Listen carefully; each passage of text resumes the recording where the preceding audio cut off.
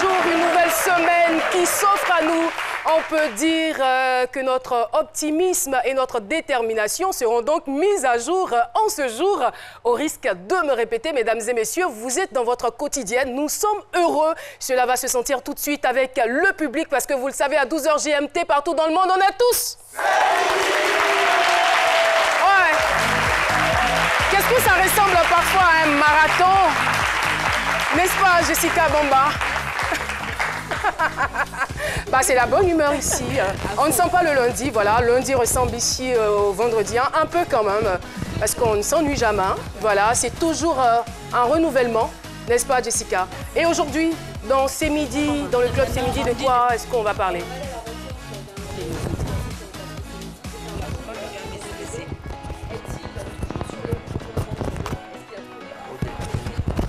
Quelques instants dans le club C'est Midi. Merci beaucoup, Jessica Bamba.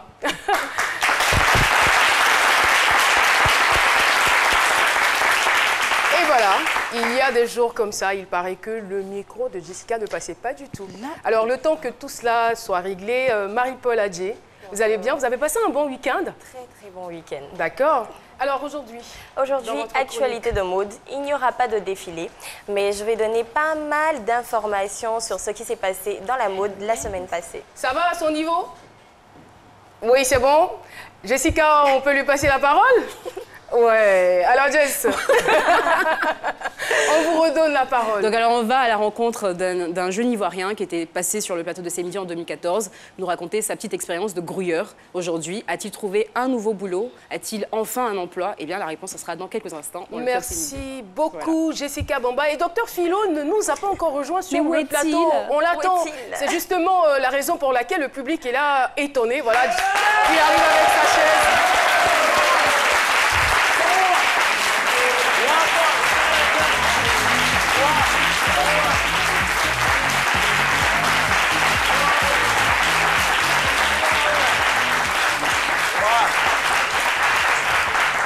Bienvenue. C'est là dans le coin. Demain, il y a fait des sons aujourd'hui, il ne faut pas déranger les micros là. Voilà, merci Calais. Moi, j'ai compris quelque chose. Je me suis dit que tout ce qui te fait, il faut te déplacer avec. Désormais, ma chaise et moi, on est au coin, c'est fini. Moi, je me déplace avec ma chaise. Voilà, Patrice, c'est quoi? My quoi? Non, ça va, my God, c'est agent blanc. C'est toute ma vie qui est déterminée là. Elle est grigale. Moi, il n'y a pas de problème avec quelqu'un. Voilà, les gens ils se demandent, vous voyez ça, les syndicats en bas du point, ils vous effraient. Moi, c'est pas pour vous effrayer, c'est pour vous couvrir, vous protéger, les petits. Ouais, c'est ça. Tout y est.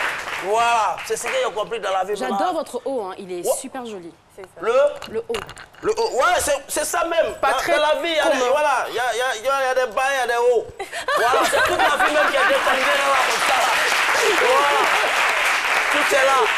Et oui, si Dr Philo se déplace avec sa chaise, eh bien moi, je ne sais pas avec quoi je vais me déplacer maintenant. Avec ma chaise, avec tout le plateau, avec les invités, le public tout cela, et le public, n'est-ce pas? Non, c'est une philosophie, hein. Ouais. Chacun, voilà, vous devez voir comment on va faire la Comme on le dit, ce qui ne vous tue pas vous rend plus fort. Serait-ce donc le cas de notre invité témoin? Eh bien, ça va se savoir au cours de l'échange que nous aurons avec lui. Mesdames et messieurs, je vais vous demander de lui réserver un des plus bels accueils. Voilà, notre invité témoin qui va nous rejoindre maintenant. On va se lever. C'est un artiste malien. En tout cas, il est une big star du côté du Mali. C'est un rappeur, un jeune rappeur. Mesdames et messieurs, merci d'accueillir Mob Jack. Mob Jack qui nous rejoint donc sur le plateau de C'est Midi.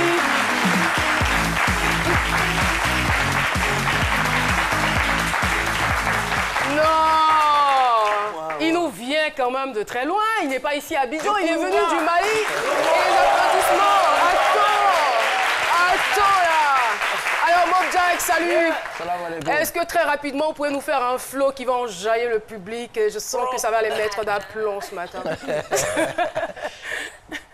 même pas quand tu petit gimba coq, un faux et matounou. Si je dis la chose, vous faites un faux et matounou. Si moi je dis un faux et matounou, vous faites faux et matounou. On peut faire ça? Ok. Même pas quand tu petit gimba coq, un faux et matounou. Kakalson no katanga bitizi fait un faux et matounou. 2018 meta voté maman un faux et matounou. Ka Donald Trump wole kana salon kono ka bashika ku. Problème menor la na manye fonye ma obeda tubu. Il fari fine no we fari jele no ambe tu babu.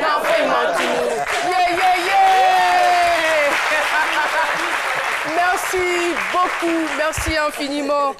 Mob Jack, l'info, nous, c'est-à-dire que je n'ai rien perdu en malinqué. Voilà. C'est le Bambara de votre côté, voilà. Ouais. Ni Philomana, c'est Mehdi là, l'info, tout nous. Si l'entrée c'est à 8 bagues, il reste 6. Là, on a fait tout nous. Merci beaucoup. Eh bien, vous ne pouvez pas imaginer tout ce qu'il a pu traverser. Dans quelques instants, il nous fera donc le point de son histoire. Mais avant, docteur Philo, polygamie, prison, l'amour d'une mère, j'ai vécu des situations incroyables. C'est le thème du jour. Docteur Philo, c'est à vous de jouer.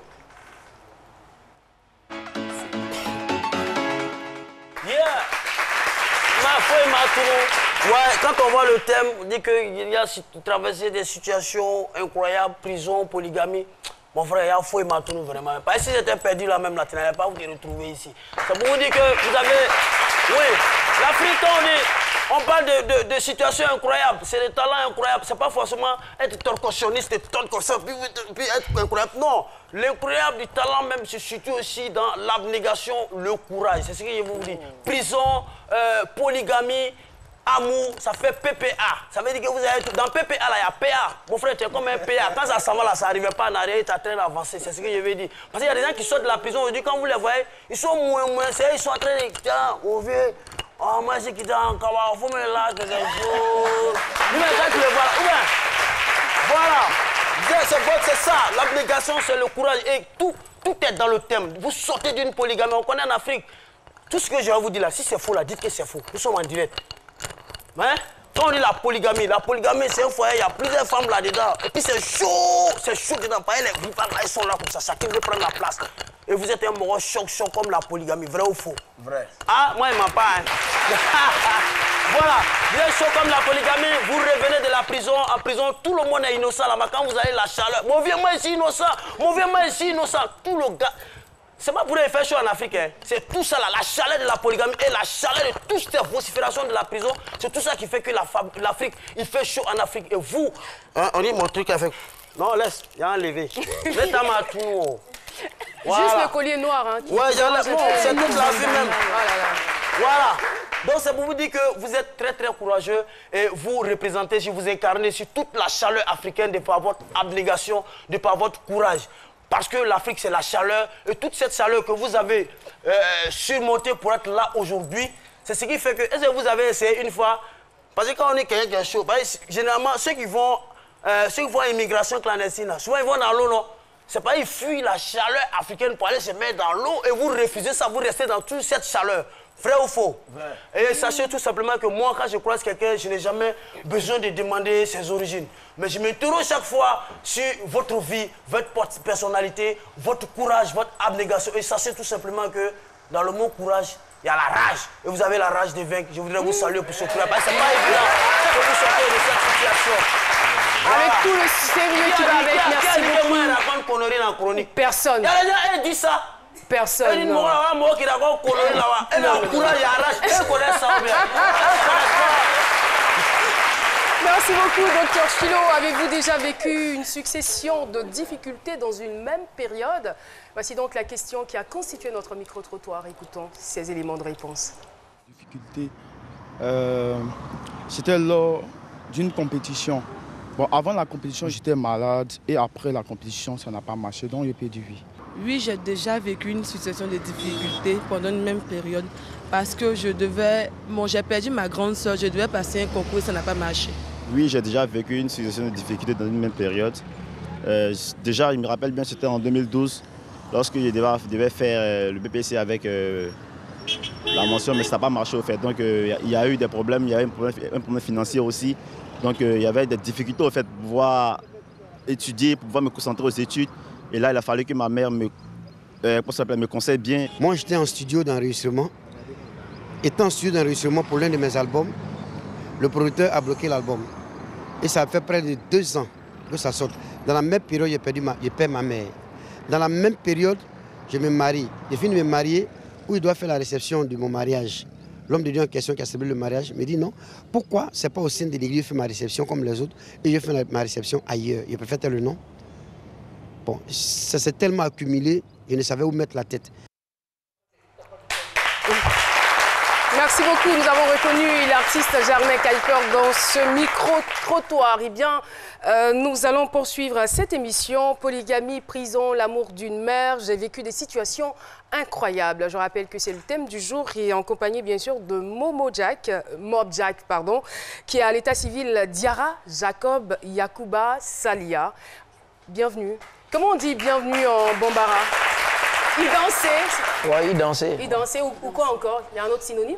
Ouais, la fois il m'a tout non. Ouais. Alors, Jacob, tout comme Jacob de la Bible, vous avez beaucoup souffert. Hein, voilà. Je ne suis pas en train de faire votre bio décalé, mais il faut dire que vous êtes issu d'une famille polygame. Vous avez connu la prison, beaucoup de difficultés, donc on y reviendra, je disais. Et je rappelle aussi que vous êtes artiste, chanteur, compositeur et très en vogue en ce moment du côté de Bamako. Les Ivoiriens auront le temps de vous découvrir, de vous connaître. Alors, est-ce que vous pouvez nous expliquer un peu ce que vous avez vécu dans ce foyer polygame? Bon, on va dire, comme vous avez dit déjà, la difficulté. Après le décès du papa, il y a eu des histoires de testament où le papa a tout légué à mes demi-frères qui sont métis. Donc ça, il y a ce que vous m'avez dit en off et il y a ce que vous êtes en train de dire. Alors, pour le public qui nous regarde en ce moment, les téléspectateurs aussi, il faut dire que au Mali, la polygamie est autorisée, elle est légalisée. Oui, donc, votre papa était marié à 2 femmes en même temps, à une femme russe et à une femme malienne. Oui. C'est bien cela, la femme malienne, c'est votre maman, bien évidemment. La femme malienne, c'est ma mère. Voilà. Et c'était vraiment difficile? Oui, à la base, moi, je vivais qu'avec ma mère. D'accord. Voilà, avant que mon papa ne prenne l'initiative de nous mettre tous ensemble, tous ses enfants ensemble. Donc, après, j'ai commencé la musique en 2007 et à Chakanta Job, dans l'école privée et tout. Donc, après le décès du papa, maintenant, il y a eu une histoire de testament où le papa a légué tous ses biens à mes autres demi-frères. Il faut dire que la femme russe était la première. Hein. Oui. Elle était la première, donc elle avait les plus grands enfants. Oui. Mais est-ce que vous vous côtoyiez pendant que votre père était encore vivant? Pendant qu'il était vivant, on vivait ensemble, mais le feeling n'était pas très courtois, on va dire. Avec vos frères, avec vos demi-frères ou avec votre père? Avec mes demi-frères. D'accord. Voilà. Donc, vous vous connaissiez, vous voyez aussi votre deuxième maman. C'est tout cela qu'on veut savoir. Non, notre deuxième maman était décédée. Elle est décédée. Après, ça, c'est par la suite. Non, ça, c'est bien avant. Bien avant qu'on déménage avec les autres frères, là. Okay. Donc, c'est lorsqu'elle est décédée que le papa a pris l'initiative de nous mettre ensemble, de parler à mes autres frères pour que, qu'on arrive à mieux se connaître. Sinon, auparavant, il n'y avait pas de relation. Non, il n'y avait pas de relation. On ne vivait pas ensemble. Donc, voilà. Donc, quand on nous a mis ensemble, après quelques années, le papa est décédé. Donc, quand il est décédé, il a fait un testament où il a légué tous ses biens à mes demi-frères. Donc, voilà, par la suite, nous, on a été mis dehors. Donc, nous, on a déménagé à Kati. Ma maman avait un terrain là-bas où elle avait construit trois chambres collées. Mais il n'y avait pas de cour, il n'y avait pas de puits, il n'y avait pas d'électricité, parce que l'endroit était même quasiment pas habité. Donc, Alors, ce qui m'envoie justement à poser une question, vous aviez combien de frères et sœurs? Et quels étaient vos rapports avec votre papa? J'ai que deux grands frères et j'ai pas de sœur. 2 grands frères du côté de ma tante et un petit frère du côté de ma maman. D'accord. Voilà. Donc, la relation avec le papa, c'était bien à un moment. Après, c'est devenu tendu parce que moi, je défendais beaucoup ma mère vis-à-vis de toutes les petites situations. Il y avait beaucoup d'injustices qu'elle subissait, votre maman? Ah oui. La maman, elle se donnait, elle faisait tout, elle acceptait tout. Et voilà. Et jusqu'à... Je me souviens même d'un jour où il y a eu une querelle. En fait, c'était même pas une querelle. Mon autre demi-frère, là, pas le plus grand, mais son jeune frère à lui, une fois a pris une brique pendant qu'elle était en train de laver des assiettes et tout, et il est venu casser ça sur son dos. Donc, mais pour quelle raison? Il n'y a aucune raison. Il n'y a aucune raison. Lui, voilà. Donc, c'est des trucs comme ça que moi, j'acceptais pas. Et donc, il m'amenait à me battre avec mon grand frère. Votre grand frère? Oui. Dites-moi, face à cette situation, comment a réagi votre père? Elle, le jour où... Non, votre père. Votre père, justement. Votre papa. Quand votre daron. Père, Le papa, le daron, il... Ouais. Voilà, lui, l'autre là, celui qui faisait ça, il l'aimait beaucoup. Donc, du coup, en même temps... C'était le chouchou de la famille. Ça, c'est lui, il est le chouchou de la famille, il a toujours été, quoi. Donc, du coup, en plus, le vieux, à un certain moment, vu que moi, je commençais à grandir, quand j'étais petit, plus jeune, l'autre me tapait. Mais quand je commençais à grandir, à faire des pompes, etc., là, on a commencé à se méfier de moi. Il dit à faire des pompes, voilà. Il s'est préparé. Voilà. Donc, à ce stade, quand il a fait cette bêtise-là, il a vraiment flippé. Il a vraiment eu peur, quoi. Donc, et là, mon père... Il a eu peur, vous lui avez fait peur ou il a eu peur simplement? Ça trouvait que ce jour-là, moi, j'étais pas là, mais mon papa savait qu'à mon retour à la maison, il allait avoir un problème. Donc, quand je suis venu, à ma grande surprise, le papa, il me fait asseoir, il me fait « Non, ne te bats pas avec ton frère, etc. » Moi, je comprenais pas. Je dis « Mais pourquoi je vais me battre ?» Est-ce que vous aviez l'habitude de vous bagarrer? Non, c'est lui qui avait l'habitude de me taper. Il y a combien d'années entre vous? Il y a où? Entre mon frère et moi, il y a 7-8 ans. Ah. Oui. Sacré courage. Vous battez? Pour ma maman, j'ai fait pire, frère.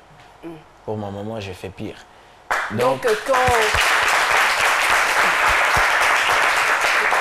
on n'encourage pas la violence, alors qu'est-ce qui s'est passé quand vous avez eu cette information selon laquelle votre maman aurait reçu une brique dans le dos?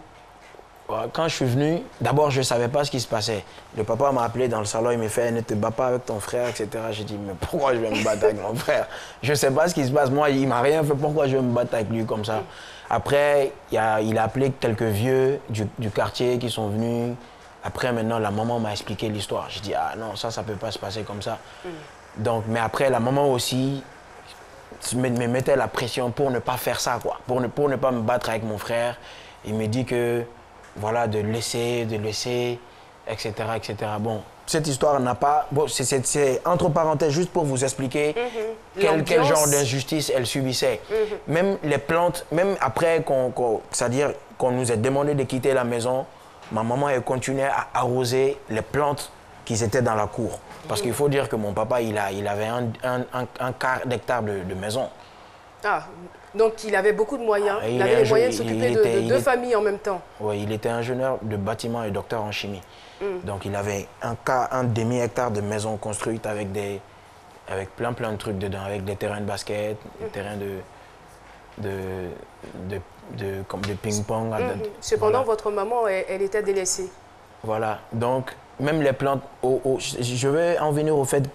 à la petite histoire qui dit que, c'est-à-dire au moment où même on a appris la nouvelle du fait qu'on allait quitter la maison, etc., des mois après, ma maman a continué à arroser les plantes qui étaient là-bas.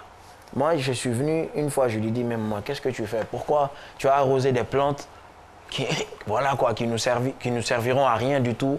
On va même déjà quitter cette maison-là.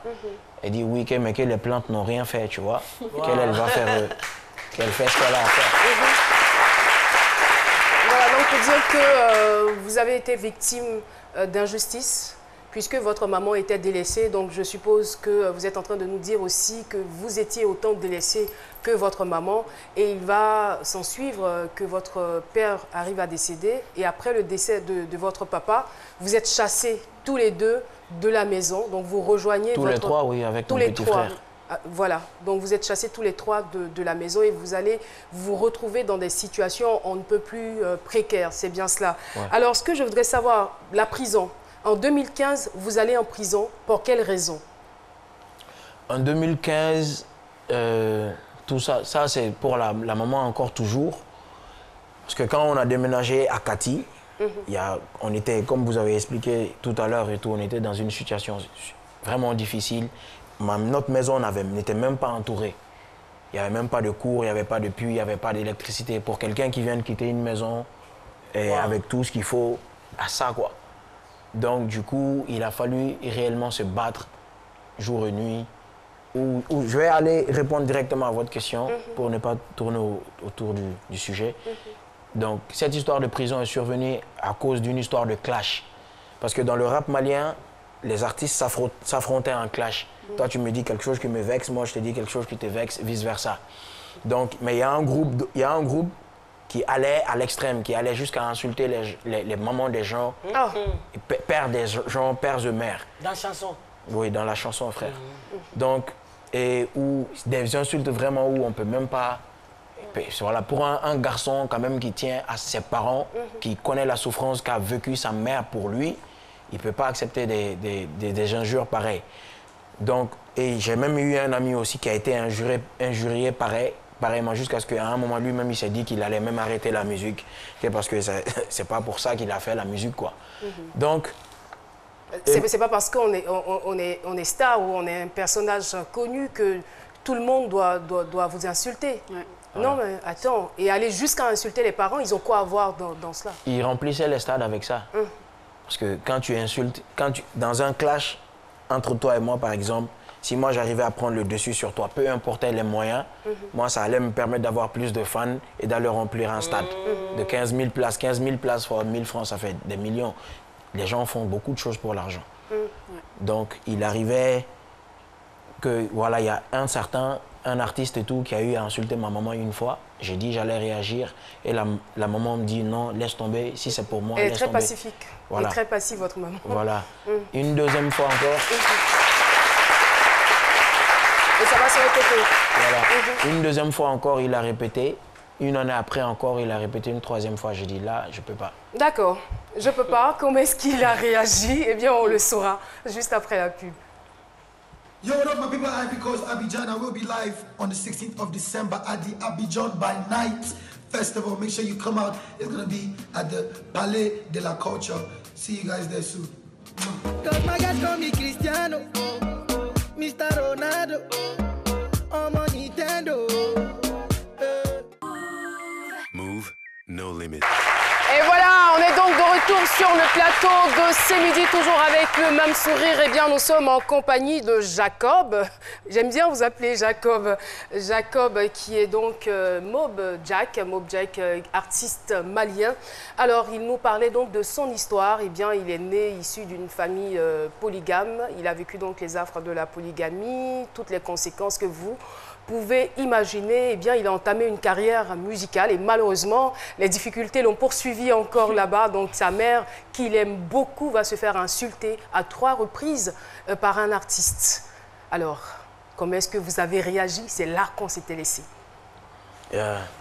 Quand c'est arrivé la troisième... Pourtant, vous êtes apparemment calme, hein? Oui, voilà. Moi, je suis devenu vous faites peur à votre papa et qui vous fait asseoir et qui dit non, il ne faut pas se battre avec son grand frère. C'est parce que quand je suis énervé, je deviens autre chose. Et je suis devenu très calme au fur du temps, j'ai pris un peu d'âge, etc. Comme ça, moi, voilà, je suis devenu plus posé. Donc voilà. Et j'avoue que vous n'avez que 28 ans et vous avez presque tout vécu. Ouais. Enfin, pas tout. Vous n'avez pas encore eu des enfants. D'accord, allez-y. Donc, la troisième fois, quand ça s'est arrivé, j'ai dit je ne pouvais plus. J'ai dit, je coûte beaucoup la maman, mais cette fois-ci, j'ai dit, je vais faire ce que mon cerveau me dit, quoi, et ce que mon cœur me disait. Et qu'est-ce qu'il vous disait? Mon cœur me disait, va chercher ce petit, tape-le, viens, ramène-le jusqu'au bureau de ta maman, qu'il a qu'à demander pardon là-bas. C'est ce que mon cœur me disait, c'est ce que ma tête me disait. Et vous ne l'avez pas fait? Ah, bien sûr, je l'ai fait. Ah, je l'ai fait en partie. J'ai pris ma voiture, j'ai pris quelques petits frères à moi, on est parti jusqu'à chez lui. On l'a vu, il a commencé à fuir pour rentrer chez lui. Ça ne m'a pas arrêté. Je suis rentré chez lui, je l'ai fait sortir et je l'ai tapé. Voilà. Après, je l'ai mis tout nu, il a couru pour rentrer chez les voisins. Je voulais l'amener au bureau de maman. Vous l'avez vraiment humilié en fait. Ouais. Non seulement vous l'avez tabassé, vous lui avez infligé une belle correction, en plus de cela, vous l'avez humilié. Il humiliait nos mamans, tout le monde le savait au Mali, tout le monde. Ça, c'est pas que ma mère, quoi. Ça, c'est toutes les mamans des rappeurs. C'est-à-dire, un gamin de ton âge, de ta taille, ne peut pas se permettre de... Ah non. Quel âge avait-il? Lui, à peu près le même âge que nous. On était dans les 23 ans, comme ça. 23, 24 ans. Ouais. Et il y a des gens qui se permettent quand même de le faire, hein, mais ouais, bon... sans état d'âme. On ne réagit pas alors. Alors, donc, c'est à l'issue de cela que vous allez vous retrouver en prison, je suppose. Ouais. Après, ils ont fait une convocation. Moi, je pensais que c'est genre de truc, comme c'est dans le rap. Donc, voilà, je pensais qu'on allait gérer ça dans la rue, tu vois. Genre, j'ai été te taper, tu vas venir essayer de faire pour toi. Tu vois, moi, je n'avais pas pensé aux paramètres, on va se convoquer, etc., vu que c'était dans le rap, tu vois. Donc, mais eux, ils avaient pensé à ce paramètre-là. Mais vous auriez dû penser aussi que c'était dans le rap, aussi que donc, c'était pas son intention d'insulter véritablement votre maman, et que c'était un état d'esprit. C'était le game. Non, ça, c'est pas un état d'esprit. ça, c'est pas un état d'esprit. C'est pas un état d'esprit. Chez nous, au Mali, il y a une culture qui est là. Il y a certaines choses qu'on respecte. Les aînés, on n'y touche pas. On n'y touche pas. À plus forte raison, les parents, peu importe les caractères de tes parents, c'est tes parents chez nous, quoi. Là, il n'y a même pas 2 poids, 2 mesures. Ça, c'est chez nous, c'est comme ça que ça se passe au Mali. Et là, à la suite, ça m'a conduit, comme je disais, en prison. Vous êtes montré impulsif et ça vous a conduit en prison. Vous faites combien de mois en prison? 6 mois. 6 mois en prison. Et je suppose que c'était pas du tout facile. C'était pas facile, mais pour la raison pour laquelle je l'ai faite, j'avais l'esprit tranquille. Je savais pourquoi je l'avais fait. Pour elle, si c'est pas après la prison, j'étais pire. J'étais capable du pire pour elle. Comme je t'ai dit, cette dame, elle a tout donné pour moi. Tout. Moi, je suis là aujourd'hui, la taille, ma grandeur, comment on appelle, le swag, la bouffe. Et elle s'est tuée pour moi. Il n'y a rien à dire. Donc, si je n'ai pas d'argent à lui donner, je dois la respecter et pousser mes semblables à la respecter. Par exemple, quand vous partez chez moi, par exemple, dans le cadre de la musique et tout, les gens font trop d'insultes, etc. Mais quand tu vas chez moi, tu n'insultes pas.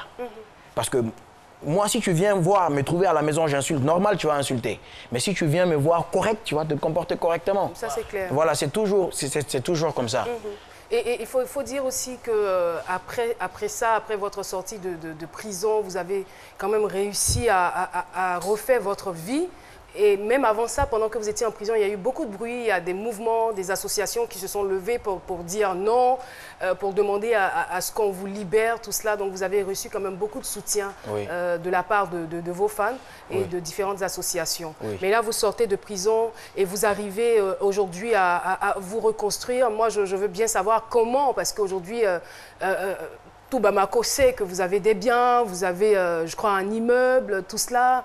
Avec quel argent? Avec l'argent de la musique? Oui, j'ai pas un immeuble. Hein. Ah d'accord. Je construis une maison en étage. D'accord. Oui, j'ai vraiment bien. À combien de niveaux? Un seul étage. D'accord. Un étage, déjà. Avant ça, quand ça marchait, au moment où la musique marchait un peu, je me suis arrangé à acheter, comment on appelle, un taxi, à faire des boutiques avec ma maman et on faisait de l'élevage de poulets chez nous à la maison. Donc, pendant que ça n'allait pas, ça nous a vraiment aidé petit à petit. Là, aujourd'hui, voilà, je suis bien. Après tout ça, après toutes ces difficultés. Alors moi j'ai envie de savoir, c'est vrai que vous êtes passé par toutes ces étapes-là, notamment un passage en prison. Si c'était à refaire, est-ce que vous auriez réagi exactement de la même façon avec le jeune homme? Non. Différemment? Ouais. Ça veut dire que là, si quelqu'un essaie de vous clasher en insultant à votre mère, vous n'allez même plus réagir? Ils vont pas faire. Vous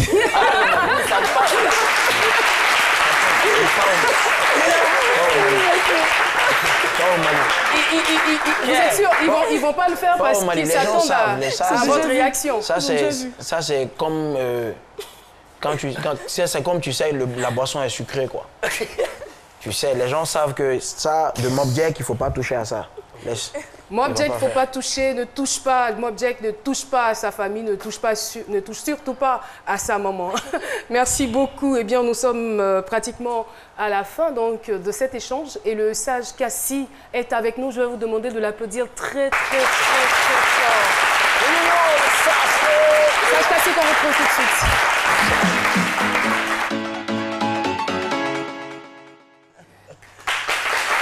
Nous allons recevoir les conseils du sage après avoir écouté donc ce témoignage. Oui, merci Caro. Je vous en prie. Voilà, c'est bien. Nos épreuves et nos expériences représentent des exercices dans cette université terrestre où chacun de nous est à la fois enseignant et étudiant.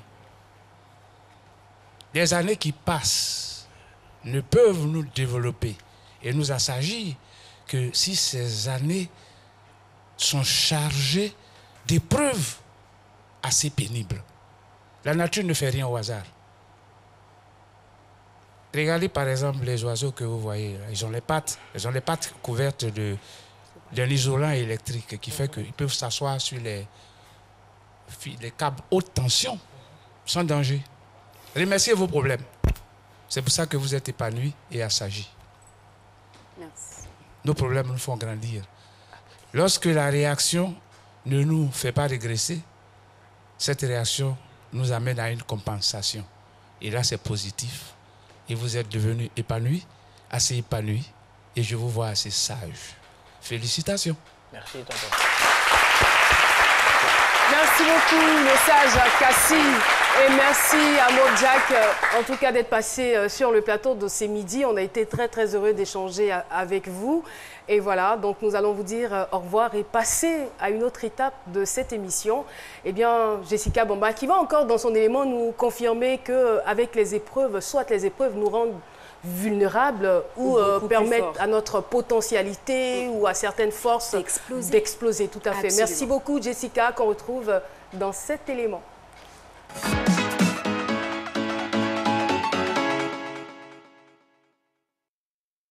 Voici Michael, notre grouilleur sapeur. Souvenez-vous, Michael collectionnait de petits boulots, vendeur d'eau et d'oranges ambulants, apprenti baka. Et sa particularité, c'est qu'il avait pour uniforme des costumes, car il considérait que la rue était son bureau.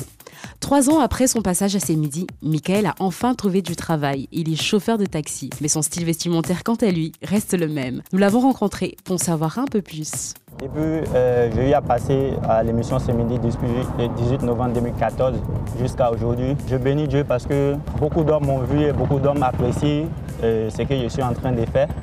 Tous ceux qui montent à bord de mon taxi aujourd'hui disent que Michael, nous sommes épatés de ton parcours. De la vente d'eau à Prantic Baka, de l'émission Ce Midi, tu es aujourd'hui conducteur de taxi. Sincèrement, tu es un modèle. Celui qui est en train de conduire son taxi aussi, il m'a vu. Il m'a vu à l'émission et c'est comme ça que lui aussi il a décidé comme ça de travailler avec moi et c'est comme ça que nous travaillons ensemble, quoi. Il y a les gens aujourd'hui qui essaient de s'habiller comme moi, ils essaient de s'habiller normalement, certains sont dans les chemises propres, certaines personnes sont en costume aujourd'hui qui roulent taxi compteur, quoi. Je suis toujours en costume parce que je dis quoi, c'est un bureau.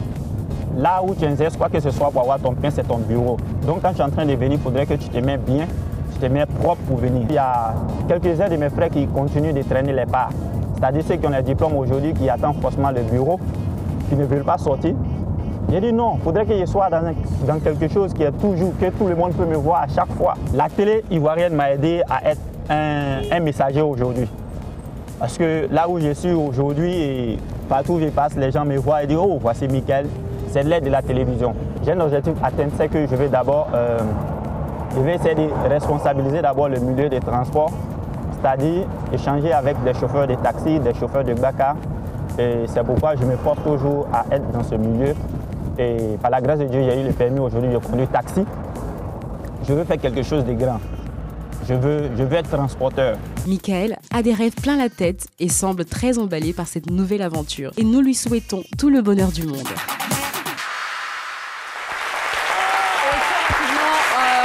Parlant de taxi, je veux juste donner l'information. De nouveaux taxis font leur entrée sur le marché. Ce sont des taxis deuxième génération qui proposent un service innovant, nouveau design, comme vous pouvez le voir sur la photo, climatisation, Wi-Fi, géolocalisation, une tablette à l'arrière qui permettra aux clients de s'occuper en regardant des programmes ou encore en écoutant de la musique. Règlement de la course peut se faire par paiement bancaire ou encore paiement mobile. Et si vous êtes intéressé justement par ces taxis, vous pouvez vous rapprocher du Fonds de développement du transport routier qui met à la disposition un fonds pour aider les personnes à acquérir ce taxi-là qui a une valeur de 10 millions de francs CFA que vous pouvez payer en fait sur 3 ans. Voilà, donc c'est un tout petit peu comme un crédit. Vous prenez le taxi et vous payez au fur et à mesure. Donc pour toute information, vous pouvez aller sur le site du ministère du Transport ou encore vous rapprocher du Fonds de développement de transport routier. Les taxis, on a 100 qui ont déjà commencé à rouler. Voilà. Merci beaucoup Jessica Bamba. Eh bien, on va recevoir un invité surprise qui a une attitude très atypique. Vous aurez l'occasion de le découvrir. Son nom, Charlie Christensen. Mesdames et messieurs, merci de recevoir Charlie. Alors Charlie, il faut le dire, est un ancien soldat. Il a eu à écrire des articles pour un journal. Et il s'est lancé donc depuis le 18 mai, je crois, 2015. Ça fait 2 ans et demi, mine de rien, qu'il marche. Il est le fondateur et directeur général de l'ONG Walking for Water. Alors qu'il développe donc un projet, voilà, du côté de la Tanzanie, un projet pour donner de l'eau, voilà, pour fournir de l'eau aux villageois. Charlie, how are you? I'm good, thank you. Welcome. We are very happy to receive you here. I'm also very pleased to be here. What is the goal of this project? The goal of Walking for Water? Well, geographically, my goal is Tanzania. I am basically walking from Denmark to Tanzania. And then on the way, I'm trying to raise money for water supply systems in Africa. As you probably all know, there is many communities spread out all over Africa who don't have access to clean water. And it has some serious consequences both on the health but also the development in these communities. So I'm trying to raise money throughout this journey. I'm going to the media, like here. Please, Jessica, will translate for us. Alors en fait, son projet, c'est de marcher donc du Danemark en Tanzanie, où il a un projet justement d'offrir de l'eau. Voilà, parce qu'il y a énormément de communautés qui n'ont pas l'accès à l'eau potable. Donc lui, en fait, son projet, c'est de marcher tout au long de ces différents pays-là. Je crois qu'il y en a 30 countries. No, 14. Yes. How long? Now you have 40? Now it's the 16th country out of 30. Okay, so how many countries so you I have have 14 more to go. Ok, d'accord. Donc voilà, donc il marche tout au long de ces pays-là et il demande justement, il essaie de lever des fonds pour pouvoir mener à bien ce projet. Voilà. Il faut dire qu'il a déjà parcouru, comme elle disait, le Danemark, l'Allemagne, les Pays-Bas, la Belgique, la France, l'Espagne, le Portugal, le Maroc, la Mauritanie, le Sénégal. Bon, je ne vais pas citer tous les pays, hein, mais à pied. À pied. À pied. Est-ce que vous pouvez faire, je veux dire, Cocody Plateau à pied? Cocody Plateau à pied. Alors, Abidjan Toumoudi à pied. Non, vous ne pouvez pas le faire. Attends. It's not the first barrel. Wow. Non, c'est vraiment à pied même. You know, I give you this for your courage, votre courage. Wow. Voilà, c'est très symbolique. Okay, thank you.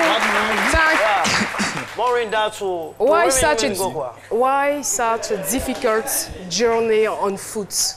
Well, if the journey wasn't difficult, I will not be able to raise the media attention that I need.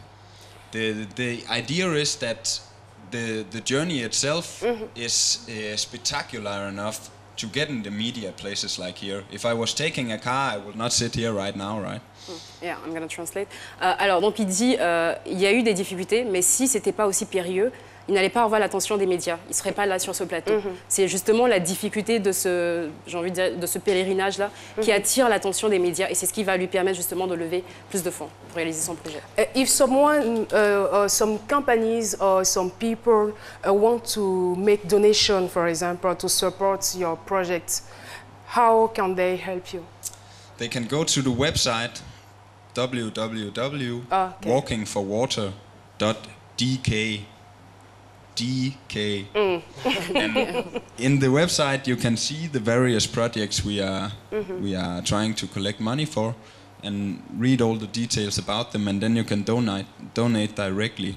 And all funds donated goes directly to the water system. There are no salaries or administrative costs. Alors donc pour toutes ces personnes qui sont intéressées, vous pouvez directement aller sur le site www.walkingforwater.dk, voilà, et vous allez vous inscrire, DK, donc DK, pardon, tout pour moi.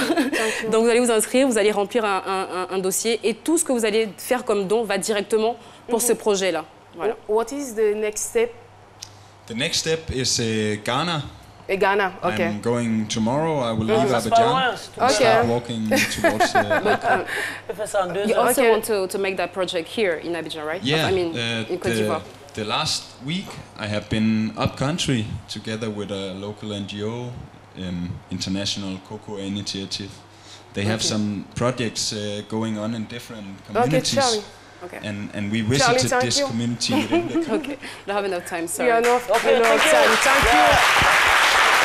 Merci beaucoup, Charlie, and good luck for your project. Merci. And good working. Merci beaucoup. Tout de suite, nous allons retrouver donc Marie-Paul Adjé. Ça va comme ça. Ça court.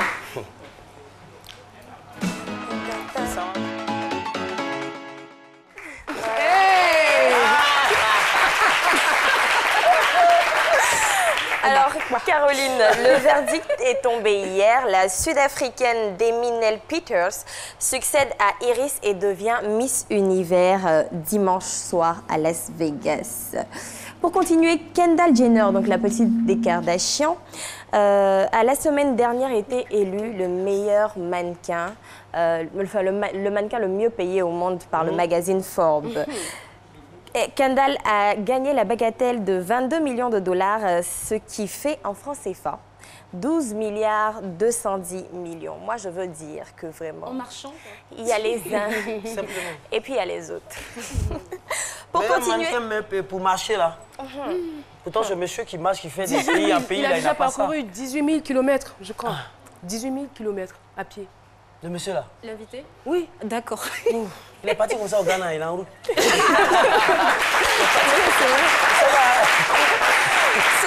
novembre à Abidjan, Wafa Haute Couture a célébré ses 10 ans. C'était The Place to Be.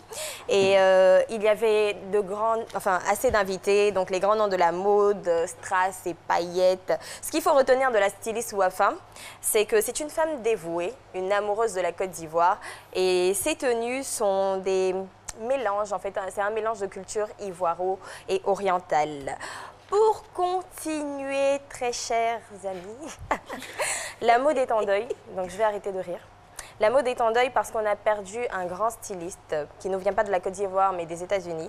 Son nom c'est Azedine Alaya, un grand ami de l'intemporelle Naomi Campbell qui nous a laissé ce 18. Donc nos sincères condoléances. On se demande ce que va devenir la maison Azedine. Merci beaucoup Marie-Paul. Merci infiniment pour toutes ces informations. Et bien nous avons encore un autre invité. Ibrahim Koulibaly est notre dernier invité. Installez-vous s'il vous plaît. Ibrahim Koulibaly est président fondateur de l'ONG Save the Mother Trust Côte d'Ivoire. Bienvenue, on est très heureux de vous avoir sur ce plateau. Vous vivez à Manchester en Angleterre. Alors vous êtes là donc pour nous parler des activités de votre ONG. De quoi s'agit-il exactement? Vous pouvez rapprocher le micro. Save the Mother Trust Côte d'Ivoire, c'est une ONG qui est créée en Angleterre, particulièrement pour aider les plus diminués, nos parents, dans le monde entier. Mais là, moi, les personnes démunies. Effectivement, moi, je suis le chargé de celui qui s'occupe de la section West Africa.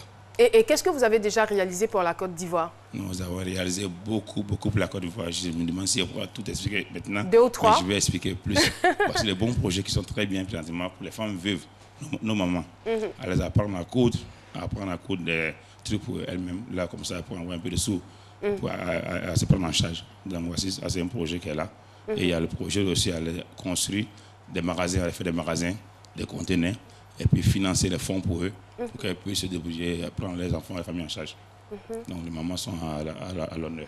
Et qu'est-ce que vous pouvez dire rapidement à tous ceux qui nous regardent en ce moment? Tous ceux qui nous regardent maintenant, je vais dire grand merci à tout le monde.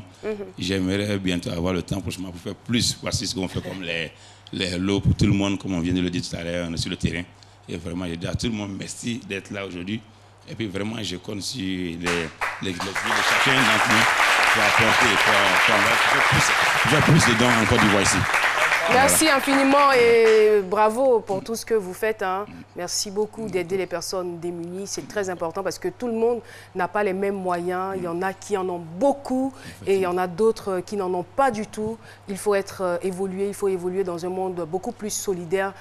Ça va contribuer donc à équilibrer notre société. Merci beaucoup d'être passé sur ce plateau. Je vais demander au public de se lever. Anassé n'est pas là. Anassé, c'est le chauffeur de salle. Alors, si vous constatez que le public est froid, c'est qu'Anassé n'est pas là. Il n'est pas à son poste. Il est peut-être souffrant. Mais bon. Merci d'avoir été des nôtres. Merci à vous. Merci à tous nos invités. Merci à notre public. Et merci à vous, très chers téléspectateurs, aussi à toutes les équipes qui ont travaillé donc à l'élaboration de cette émission. On vous donne rendez-vous avec beaucoup plus de sourire et de dynamisme pour demain à partir de 12h. Au revoir.